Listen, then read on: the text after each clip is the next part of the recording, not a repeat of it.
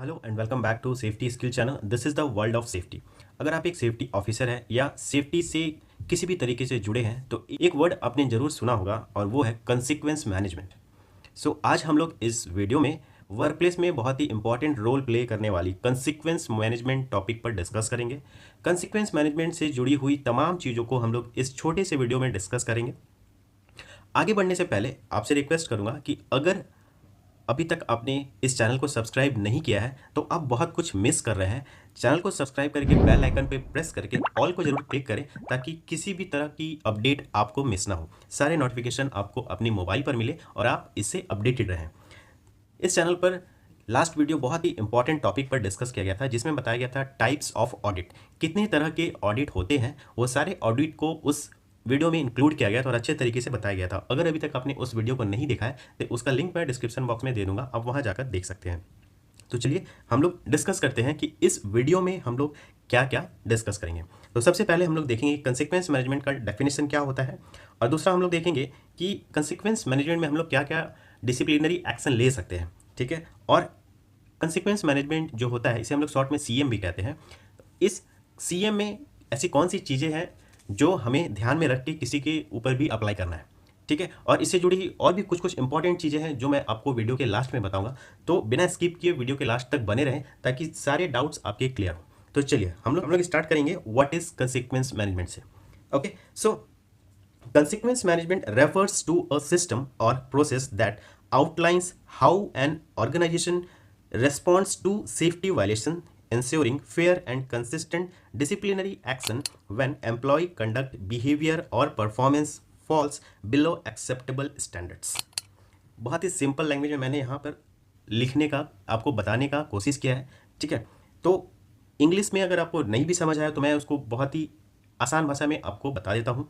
चलिए इसे आसान भाषा में हम लोग समझते हैं कि कंसिक्वेंस मैनेजमेंट क्या होता है। एक कंपनी में कई लोग, सैकड़ों हज़ारों लोग काम करते हैं। उसमें से कुछ लोग ऐसे भी होते हैं जो रूल्स एंड रेगुलेशन से नहीं चलते हैं और रूल्स एंड रेगुलेशन को वायलेट करते हैं, मीन्स तोड़ते हैं। तो ऐसे लोगों के लिए ही क्या बना है कंसिक्वेंस मैनेजमेंट। कंसिक्वेंस मैनेजमेंट क्या है? किसी भी तरह का जो सज़ा देने का तरीका है, वो सज़ा कैसे हो सकता है? फाइन, पेनल्टी, कोई suspension, warning letter, verbal communication, इस तरह का ये जो तरीका है, ये सारी चीज़ें किस में डिस्क्राइब किया जाता है? कंसिक्वेंस मैनेजमेंट में। ठीक है, आगे हम लोग और डीप में डिस्कस करेंगे कि किसे ये लगेगा, कब लगेगा, क्यों लगेगा, कौन लगाएगा, सारा कुछ हम लोग इस वीडियो में डिस्कस करेंगे। ठीक है, तो आई होप इसका जो डेफिनेशन है वो आपको क्लियर हो गया होगा। मैंने हिंदी में भी बता दिया और इंग्लिश में बहुत ही सिंपल तरीके से मैंने यहाँ पे आपको समझाने का कोशिश किया है। तो चलिए अब हम लोग थोड़ा सा और डीप में जाते हैं। एक कंपनी जो होती है वो अपने एम्प्लॉय को हर तरीके से सेफ रखना चाहती है। ठीक है, कोई भी बड़ी कंपनी, अच्छी कंपनी अपनी एम्प्लॉय के सेफ्टी के लिए लाखों करोड़ों रुपए खर्च करती है। कैसे? उनके ऊपर लाखों रुपए खर्च करके उन्हें ट्रेनिंग प्रोवाइड करती है, कंपनी में सेफ्टी के इक्विपमेंट्स लगाती है, safety of multiple safety officer deploy करती है जिन्हें कंपनी को सैलरी देना पड़ता है। इसके अलावा कंपनी पॉलिसी बनाती है, रूल्स एंड रेगुलेशंस बनाती है, CCTV camera, security guards etcetera, बहुत सारी सेफ्टी इक्विपमेंट पर भी खर्च होते हैं। ठीक है, तो जब एक कंपनी इतने सारे खर्च करती है किसी भी एम्प्लॉय की सेफ्टी के लिए, तो कंपनी का भी अपने एम्प्लॉय से कुछ एक्सपेक्टेशन होता है कि वो इन रूल्स एंड रेगुलेशन को फॉलो करेंगे। बट उसमें से भी कुछ लोग ऐसे होते हैं जो रूल्स एंड रेगुलेशन को वायलेट करते हैं। जब रूल्स एंड रेगुलेशन में कोई एम्प्लॉय वायलेट करता है तो कंपनी सजा के तौर पर उसे कुछ ना कुछ पनिशमेंट देती है, और ये सारी चीज़ें किस में इंक्लूडेड है? कंसिक्वेंस मैनेजमेंट में।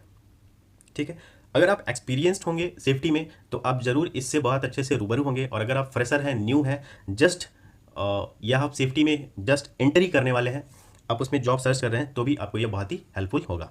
ठीक है, अगर आप कोई ऑडिट का प्रिपरेशन कर रहे हैं, ऑडिट करने वाले हैं, तो भी आपके लिए ये टॉपिक बहुत ही इंपॉर्टेंट है। ठीक है, तो चलिए अब हम लोग देख लेते हैं कि consequence management consist of following disciplinary action. ऐसे क्या क्या एक्शंस हैं जो इसमें जुड़ा हुआ है। सो मैं यहाँ पर आपको केवल 5 डिफरेंट टाइप्स के एक्शंस बता रहा हूँ केवल, और ये भी आपको क्लियर करना चाहता हूँ कि केवल यही डिसिप्लिनरी एक्शंस नहीं होते हैं, हर कंपनी के अलग अलग डिसिप्लिनरी एक्शंस होते हैं। ठीक है, मैंने यहाँ पे कुछ एग्जांपल्स दिया है, ये एज अ सैम्पल भी आप समझ सकते हैं, आपको समझाने के लिए मैंने यहाँ पे इंक्लूड किया है। ठीक है, तो हर कंपनी का जो कंसिक्वेंस मैनेजमेंट होता है वो अलग अलग होता है। ठीक है, so first is verbal warning. Verbal warning का मतलब होता है किसी को भी मुंह से या डांट कर, फटकार कर उस चीज़ों को सही करना। ठीक है, उन्हें समझाना कि आप इस तरीके से मत कीजिए। ठीक, second is documented warning means कोई लेटर इशू कर देना, सो कॉज नोटिस दे देना, ठीक है। Third is letter of reprimand means letter के थ्रू उन्हें डांटना, ठीक है। मीन्स जो आप पहले वर्बली डांट रहे थे उन्हें, अब आपने क्या किया, उसे डॉक्यूमेंटेड कर दिया, ठीक है। अब वो डॉक्यूमेंट में हो गया, उनके पास प्रूफ हो गया है, ठीक। नेक्स्ट इज आप क्या कर सकते हैं, सस्पेंशन, आप उन्हें सस्पेंड कर सकते हैं, मीन्स कंपनी उन्हें सस्पेंड कर सकती है, ठीक है। And last one is discharge means उन्हें जॉब से हटा देना, ठीक है। तो ये कुछ सैंपल्स हैं जो कंसिक्वेंस मैनेजमेंट में होते हैं एज अ डिसिप्लिनरी एक्शन, किसी भी एम्प्लॉय को सजा देने के लिए, ठीक है।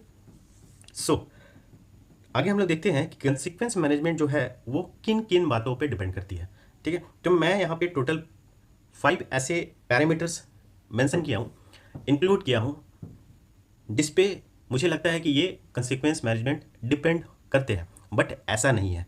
ऐसे बहुत सारे मल्टीपल चीज़ें हैं, पैरामीटर्स हैं, जिसके ऊपर कंसिक्वेंस मैनेजमेंट डिपेंड करता है, ठीक है। वो भी मैं आपको यहाँ पे बता दूंगा। सबसे पहले हम लोग देखते हैं कि हु इज़ वायलेटर, ठीक है।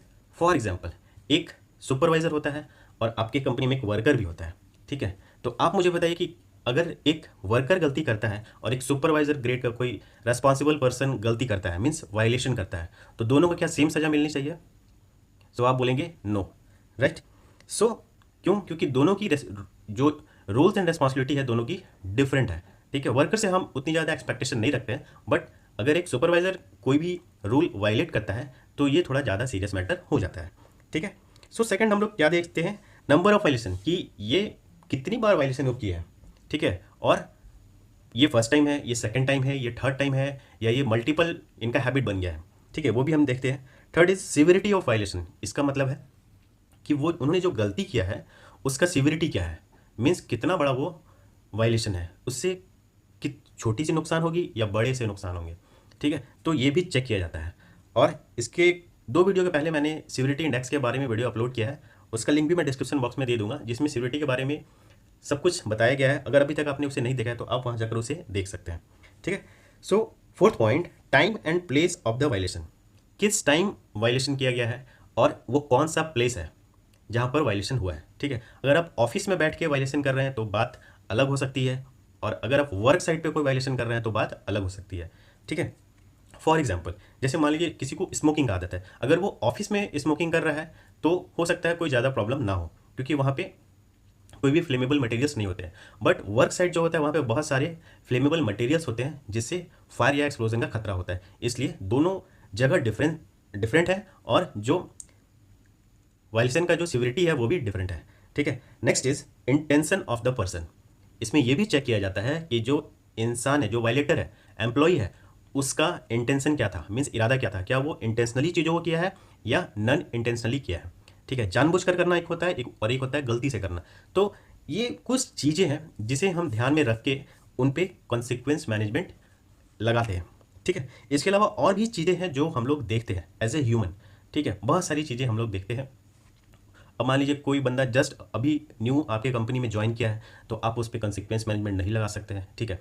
कोई बंदा बहुत पुराना है और बार बार आप उसे समझा रहे हैं और वो बंदा नहीं समझ रहा है, तो आप कंसिक्वेंस मैनेजमेंट तुरंत लगाएंगे, क्यों? क्योंकि आप जान चुके हैं कि ये बंदा सुधरने वाला नहीं है, ठीक है। और कंसिक्वेंस मैनेजमेंट लगाते टाइम हमें ये भी हमेशा ध्यान में रखना चाहिए कि इसका आउटकम क्या होगा, क्या कुछ पॉजिटिव आउटपुट आएगा या ये और भी वर्स्ट हो जाएगा, मीन्स गंदा हो जाएगा। तो वैसे सिचुएशन में नहीं लगाना चाहिए, ठीक है। कोई फ्रूटफुल अगर आउटकम आए तो ही कंसिक्वेंस मैनेजमेंट लगाना चाहिए, ओके। सो कंसिक्वेंस मैनेजमेंट जो है वो कौन बनाता है? कंसिक्वेंस मैनेजमेंट का जो डॉक्यूमेंट है, इसके लिए सोल रिस्पॉन्सिबल जो होते हैं वो आपके कंपनी के प्रोप्राइटर, सीईओ या डायरेक्टर टाइप के लोग होते हैं, ठीक है। एकदम सीनियर लीडरशिप जो होंगे उनकी ये रिस्पॉन्सिबिलिटी है कि कंसिक्वेंस मैनेजमेंट का जो पॉलिसी है वो वही लोग बनाते हैं।